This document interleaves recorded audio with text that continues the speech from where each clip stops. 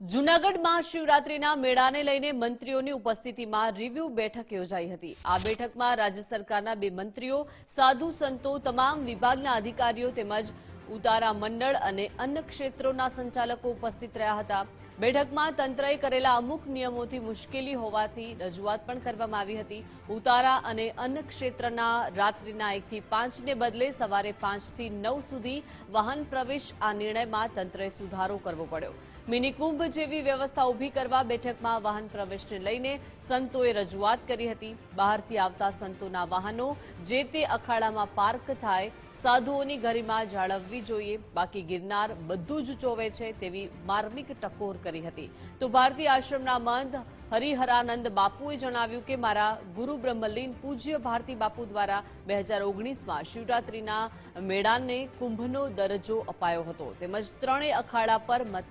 મામલતદાર કક્ષાના અધિકારીઓની નોડલ તરીકે નિમણૂક કરવા માંગ સાથે રવેડીના રૂટ વધારવા મુદ્દે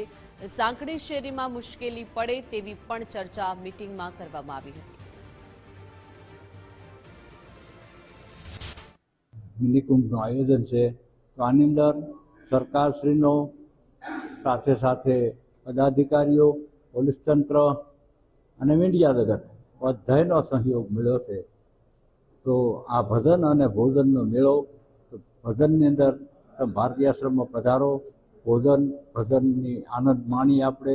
અને પૂરા મેળાની અંદર ભજન અને ભોજન સિવાય કાંઈ નથી। કલેક્ટર કચેરી જૂનાગઢ ખાતે આગામી મિની કુંભ મેળા 2026 શિવરાત્રીના આયોજન નિમિત્તે તમામ અખાડાના પ્રતિનિધિ અને સળદર્શન સાધુ સમાજ એવં ગિરનાર સ્થાનિકમાં રહેતા તમામ સંતો, મઠાધીશો, મંડલેશ્વરો, આચાર્યો બધા ઉપસ્થિત રહી અને મીટિંગ અને જે સરકાર દ્વારા, પ્રશાસન દ્વારા મેળાના વિશેષ વ્યવસ્થાઓની સૂચનાઓ નિર્દેશ કરવા માટેની મીટિંગનું આયોજન રાખવામાં આવ્યું હતું અને તમામ પ્રકારની જાણકારી માંડીને, પાર્કિંગથી માંડીને, સુરક્ષા વ્યવસ્થાથી માંડી અને તમામ વસ્તુઓ મહાત્મા સંતોને અવગત કરાવવામાં આવી। ખાસ કરીને જૂનાગઢ કલેક્ટર ઓફિસ ખાતે મિની કુંભ મેળાનું જે આયોજન કરવાનું છે એ અનુસંધાને આજે પૂજ્ય સંતો સાથે, જિલ્લા વહીવટી તંત્ર સાથે, માન્ય પ્રભારી મંત્રી આદરણીય પ્રદ્યુમન વાજા સાહેબ, આદરણીય સાંસદ શ્રી રાજેશભાઈ અને સમગ્ર ટીમ સાથે સંકલન કરી અને બધા સાધુ સંતોની હાજરીમાં જે મિની કુંભ મેળો જૂનાગઢની અંદર થવાનો તારીખ 11 થી તારીખ 15 સુધીમાં એનું પ્લાનિંગ કર્યું અને બધા સંતોના જે સજેશનો હતા સજેશનો લઈ અને ખૂબ ભવ્યથી ભવ્ય,